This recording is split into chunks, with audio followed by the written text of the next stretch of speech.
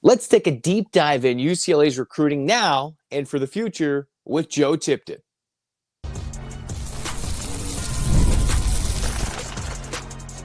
You are Locked On UCLA, your daily podcast on the UCLA Bruins. Part of the Locked On Podcast Network, your team every day. We're joined by On3's Joe Tipton to talk everything UCLA recruiting, a little bit of this year's team, and what does the future hold. Thanks for making this show your first listen every dayers. To all you fans of Locked On UCLA, Zach Anderson-Yoxsimer with you guys. This episode is brought to you by Mazda, because like our players, we sweat every detail, because when you make every move count, pulling off the unexpected is only the beginning. Stay tuned later for highlights in this week's Moving the Game Forward. Mazda, move and be moved. Joe, thanks for joining the show. Made that rhyme, but let's not make it anymore and waste your time. Let's rock and roll. So, what are you hearing about UCLA recruiting? What's it looking like? UCLA is a kind of conundrum, right? Mick doesn't go after all these guys. What's it like kind of covering the UCLA recruiting at the high school level?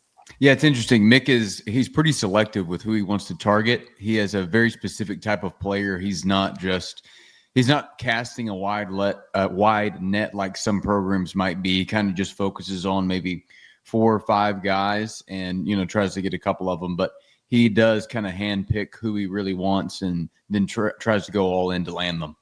So in this upcoming 26 class, maybe even diving into the 27s, if there is anybody for UCLA, who are those 4 to 5 guys UCLA is looking at?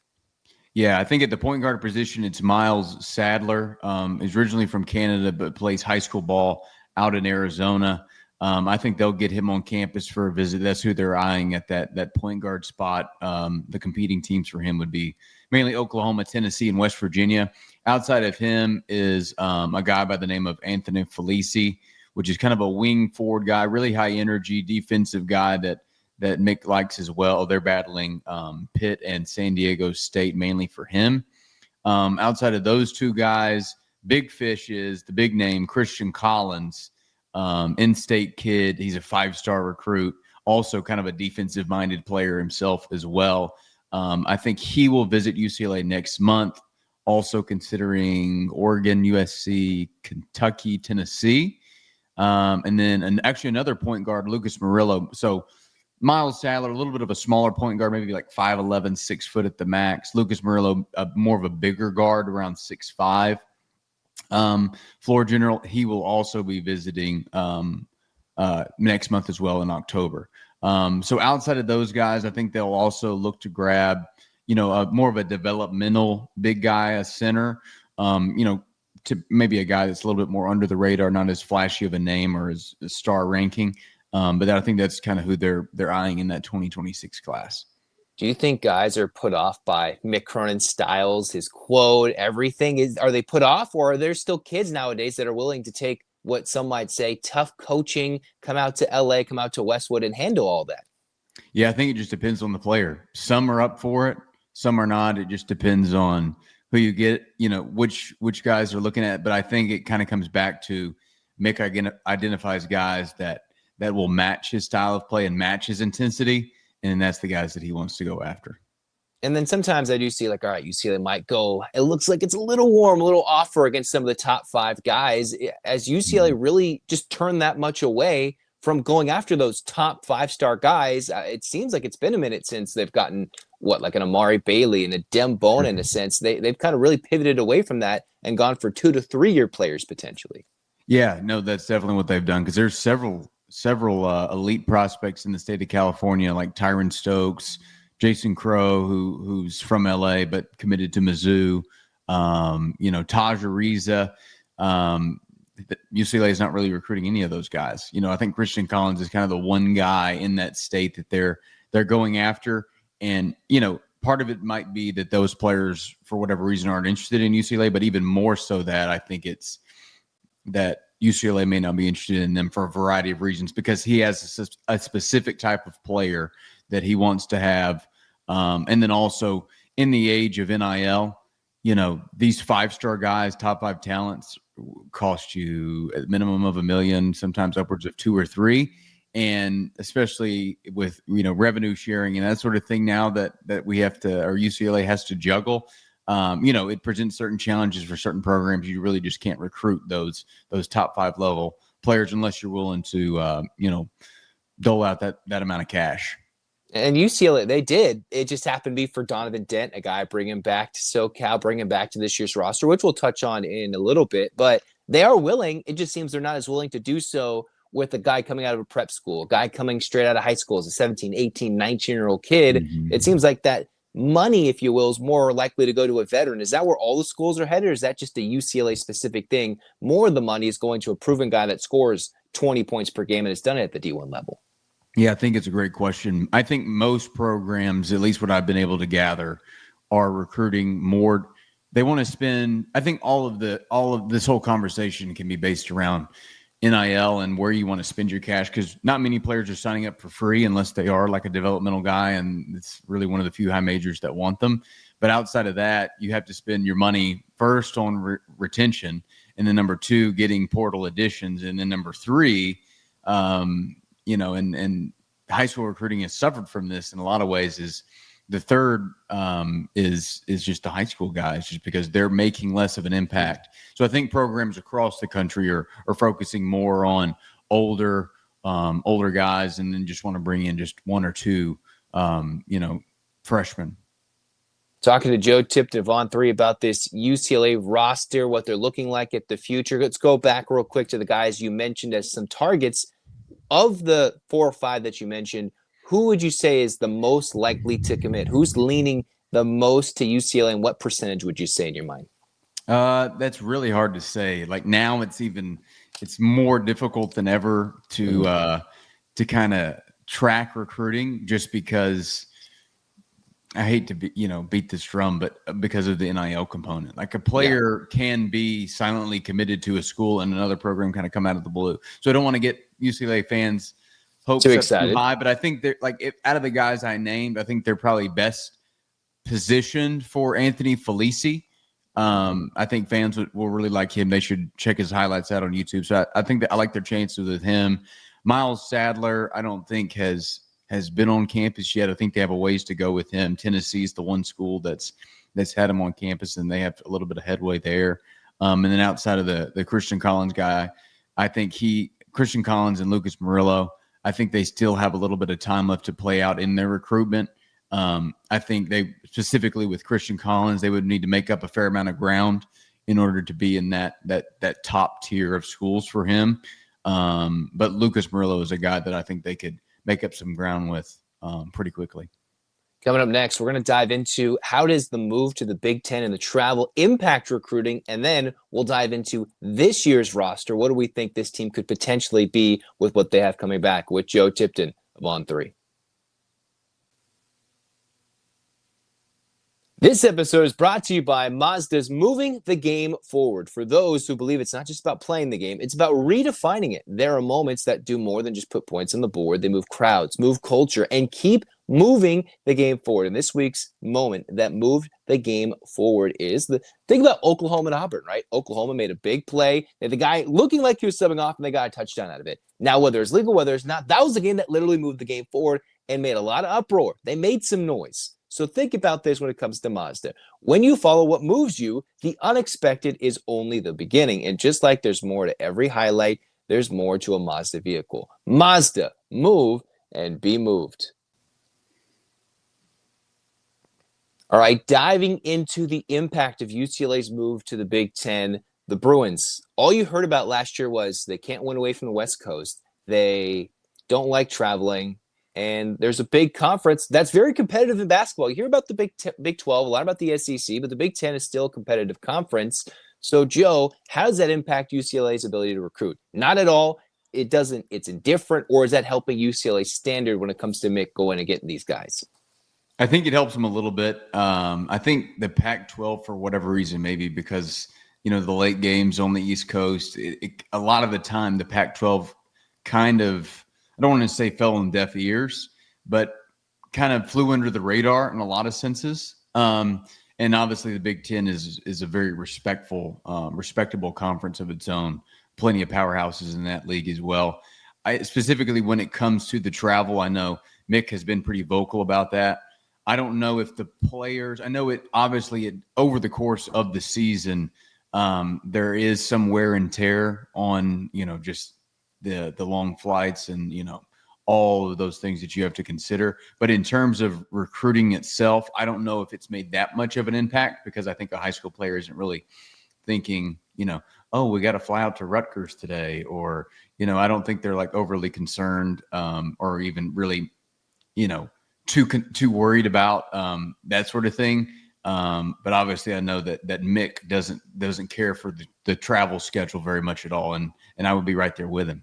And the funny thing is, if you want to really get down to the nitty gritty, if you want to prepare yourself for the NBA, kind of going to these super conferences, that kind of prepares you for that travel. That, all right, we're going to play a game every 2 days. We're going to all of a sudden just go fly to New Jersey, go fly to Maryland, just kind of they do in the NBA. And in a sense, you would think that kind of prepares them more, right, for the other stuff beyond just playing in the game. Sure. I mean, I think all of these guys, I think whether it's UCLA or any top basketball program, majority of their players have aspirations of either playing in the NBA or playing professional in some sense, right? So I'm right there with you. I think it's a good experience for them, and it shows you kind of what the real world of pro basketball would look like, in the long term. And then you kind of look, you see the football team gets made fun of with the Rose Bowl being empty. Pauley Pavilion is certainly not always the most full arena. Is that something that impacts guys when they're looking at potentially Kansas with Allen Fieldhouse? You look at going to, Cameron Indoor with Duke. Name any school with a crazy rabid fans at Philippi Arena, usually regardless of who's coming in. Does that sway a recruit's opinion? I know Mick targets certain guys, and maybe that doesn't affect their thought process, but does the arena atmosphere and the fan base really sway things, or is it basically NIL, NIL, NIL? I think it's a little bit of both. That's a really good question. When I talk to players, I think a really nice home court advantage. I will say this: recruits, I don't know how much they care about the football experience. Like if it is a football weekend, like yes, it is a nice thing to like fill time and for you to experience. But in my speaking with recruits, I'm not sure they're not there for football. They're there for basketball. So I don't think that necessarily has much of an impact on recruiting specifically. But I do think them witnessing a at-home basketball game in front of very engaged fans and hopefully filling up the stadium and that sort of thing, a big time matchup, that definitely helps for a lot of these top recruits to be able to experience and envision themselves playing in that atmosphere.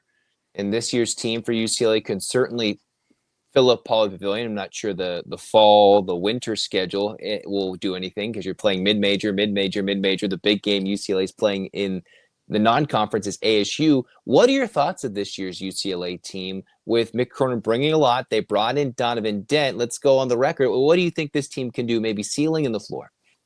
Yeah, I think this team is really impressive. I think it starts with a guy like Donovan Dent. Like when they landed him, I mean, he picked him over Kentucky, which is a pretty good feat in itself. I think he wanted to come back home.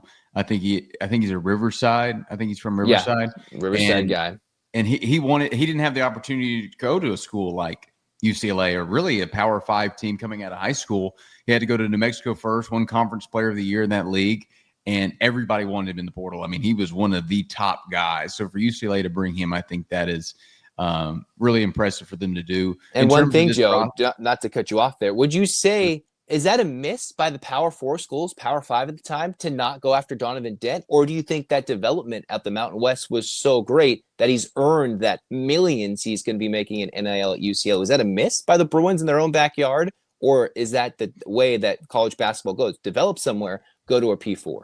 Yeah, no, I don't think it's a miss at all. I think it was very smart for him to go to New Mexico, because I think he made himself a ton of money in the long run.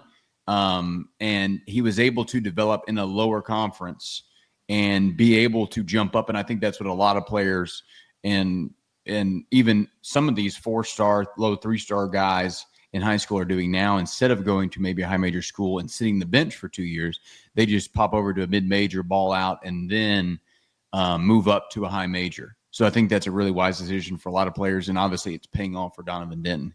And then he should have a big year, definitely, for the Bruins this year.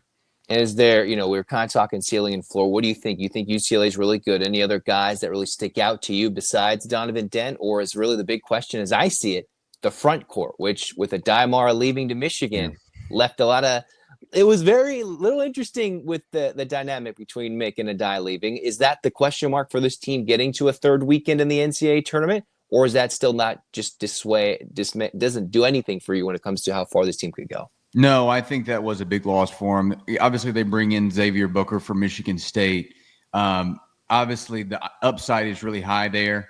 I think he could be a really good player for UCLA, but all things have to align for him. There was times where he wasn't really even playable at Michigan State, and he was a 5-star kid coming out of high school. So hopefully everything clicks for him, and if he's really good for UCLA, that is the key to their ceiling. I think it's him and Donovan Dent, and of course, guys like, Eric Daly, Sky Clark, guys like that. I think Trent Perry will have take a step forward as well.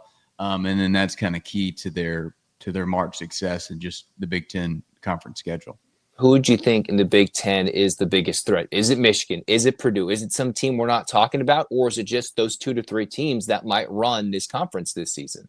Yeah, I think it probably starts with Purdue. I think that's where I would look first, just with what Matt Painter's been able to do over his tenure there. I think Michigan State will be pretty good. Obviously, Michigan as well. I think those are the ones that kind of stand out to me initially. I think Illinois could be a sleeper with a lot of their international additions as well. But I think UCLA is still very much so in that upper tier of the Big Ten.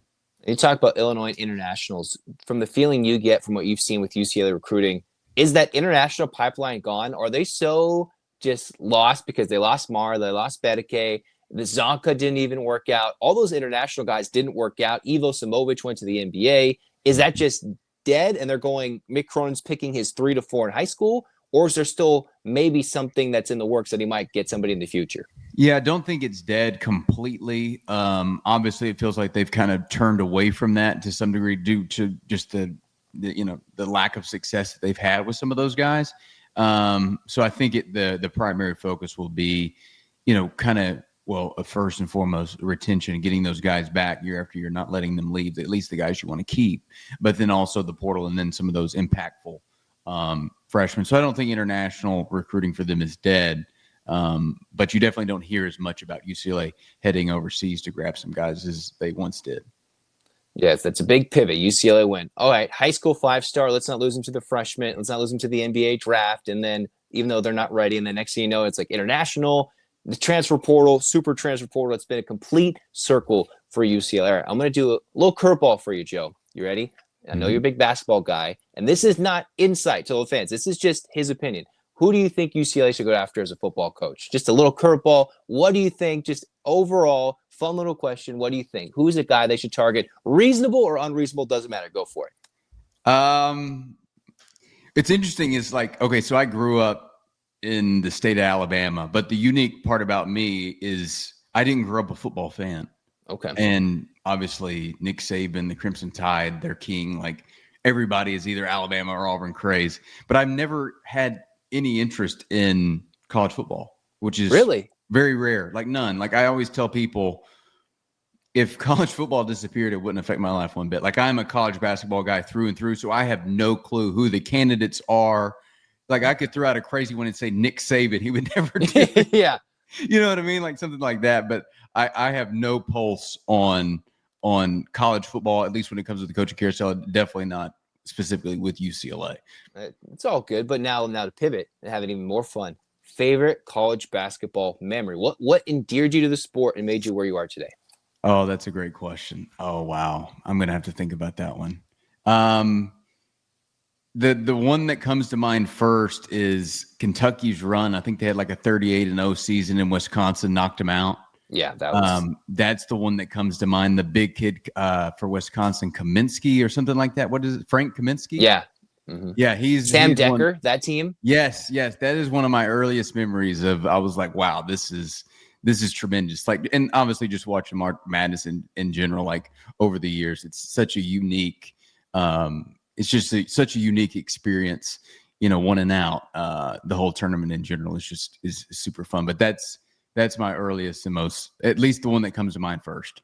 And for me, I feel like I was pretty young. I remember my mom waking me up because I was really young for the heartbreak city game, the UCLA Gonzaga, where they came back and Adam Morrison is crying. She re-woke me up because I was, third grade, so pretty young. And I watched that, and that was the beginning. So that kind of just dialed me into college basketball, 3 straight Final Fours for UCLA. And I think it's blessed, because we're relatively young guys, right, Joe? And we've seen 2 16 seeds win. Like, think of the entirety of the tournament, and it's just like, we're just kind of spoiled that we've seen many 15 seeds win, a couple of 16 seeds, and seen some of the craziest moments, including a championship buzzer beater, which probably hadn't happened since NC State. So I feel like we've been pretty blessed in this era of college basketball, despite all the changes.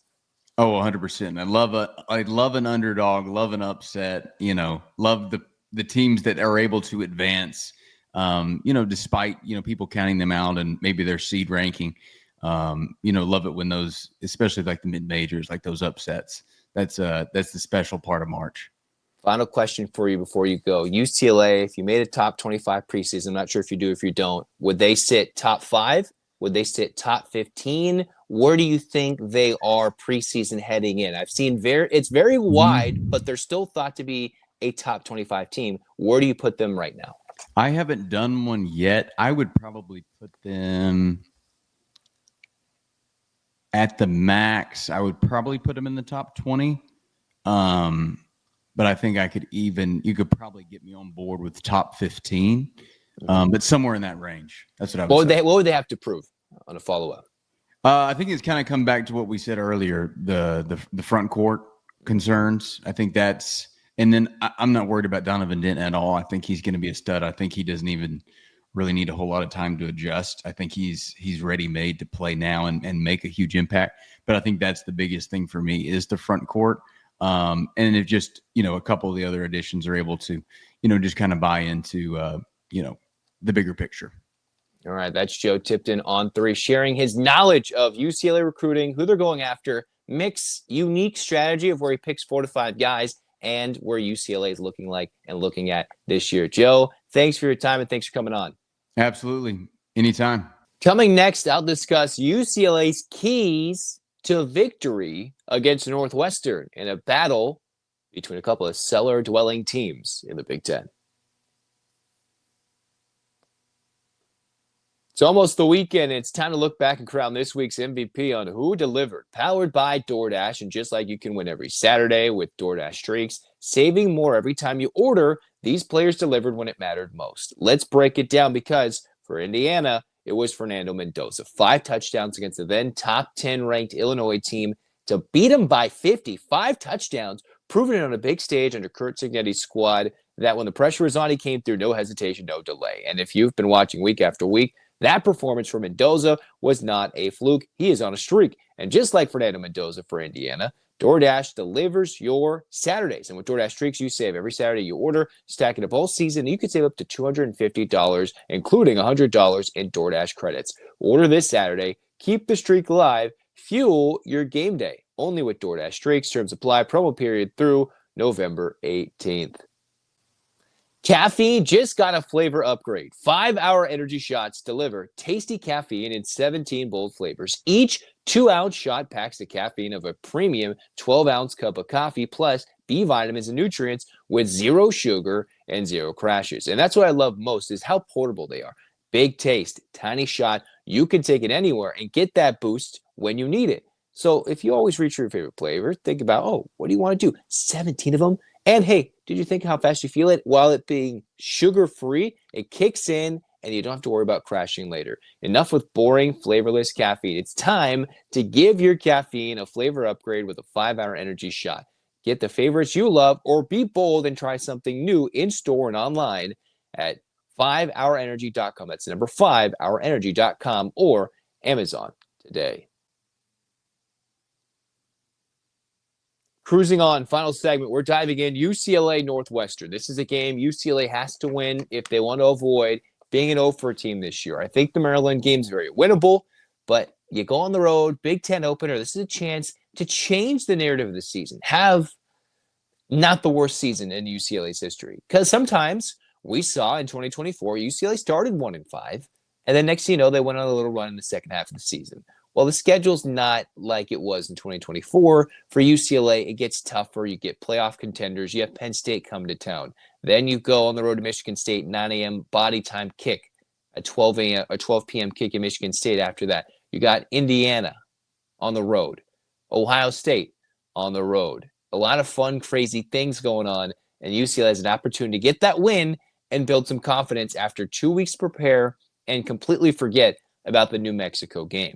So what UCLA has to dive into, one, they have to win the turnover battle. This is for the defense. Whether they get any pressure on Preston Stone, the Northwestern quarterback, you have to force a turnover. For Northwestern, their quarterback, this is what Preston Stone has done so far. He has fumbled at every game, only lost one, but he's fumbled in 3 games. He's fumbled 3 times. He has also thrown 6 interceptions. In 3 games, he has thrown 6 interceptions, amongst the worst in the country, and thrown for 3 touchdowns and 180 yards per game.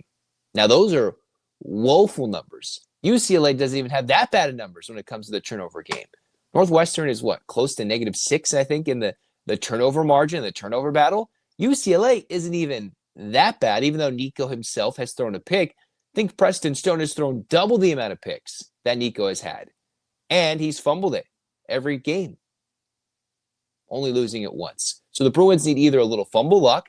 Northwestern has fumbled it 5 times as a team, losing it only twice.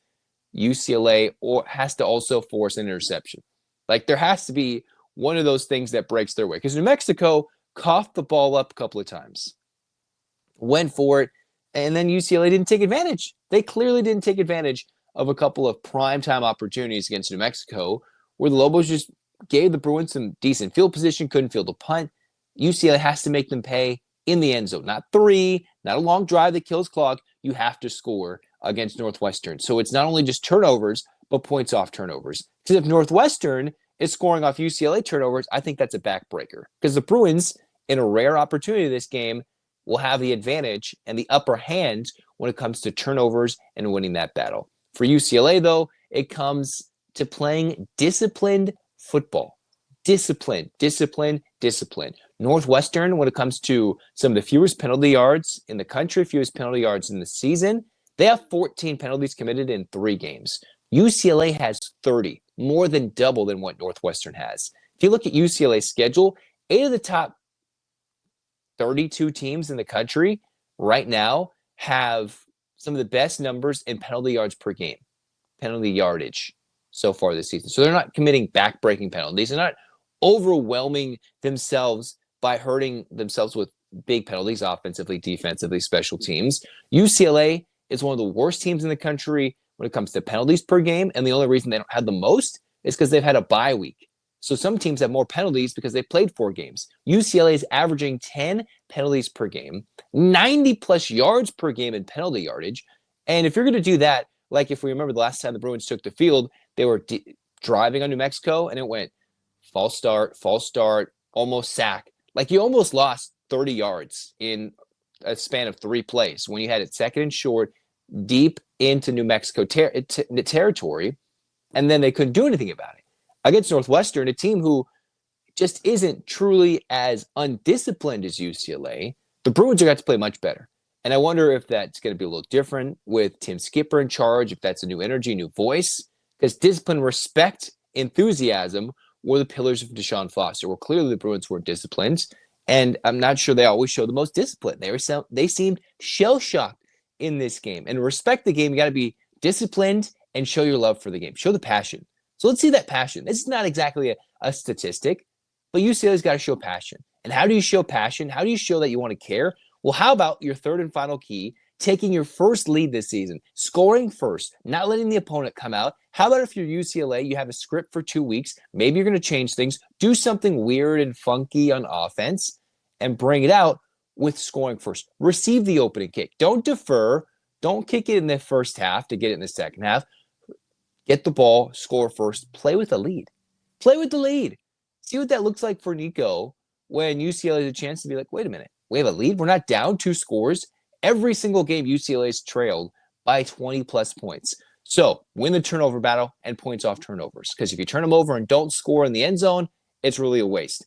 2, be a lot more disciplined. And this is how Tim Skipper is going to affect the game. In these 2 weeks, how disciplined will the Bruins look? And then 3, I think UCLA has to score first. Because if they don't, and if they're down 14-0, 17-0, it's rough. You can't go and find yourselves down 3 scores in every game.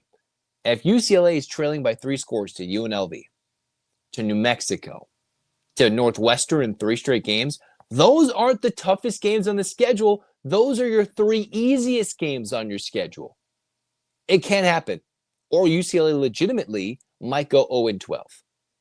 I think the Bruins have a great shot. I cannot, in my right mind, after having picked UCLA to win all these first 3 games, choose UCLA to beat Northwestern. I can't. I will be extremely excited. I'll be rooting for them. We need to see the win. I'd love to see a crazy turnaround that the nation has to talk about, that I have to talk about. But when reality sets in, you're most likely going to see me getting a cold bucket of ice water and dumping it on my head. Or something, some way, somehow. In embarrassing fashion. I hope that's not the case. I would love the one stupid thing I said to not come to fruition, but if it does, I'll be a champ and I'll take it. Now, I'm lucky in Southern California that it'll be a little warm, so it won't sting as much as it might be more fall-like weather elsewhere. No, I think I'll be okay. So hopefully I don't have to dump a bucket of cold ice water on my head and get me cold, because I don't get warm easy. So my buddies watching the UCLA game live in Northwestern, out in Evanston, out in that tiny field. Good luck. I hope you have a good time. And I hope they don't leave at halftime. I hope it's worth it to stay all 4 quarters. You have close seats. Maybe it looks better a little closer this time out near Chicago. All right. That's been Locked On UCLA. All right, UCLA fans, get your hands up, Bruins fans. 8 clap time, baby. When we come back next time, we will talk post-game reaction, and we'll continue our coaching carousel, our search around all the coaches in the country here on Locked On UCLA. So hands up, Bruins fans. 8 clap time, baby. And 1, 2, 3, 4, 5, 6, 7, 8. UCLA. UCLA, fight, fight, fight. This has been Locked On UCLA. Zach signing off. Go Bruins.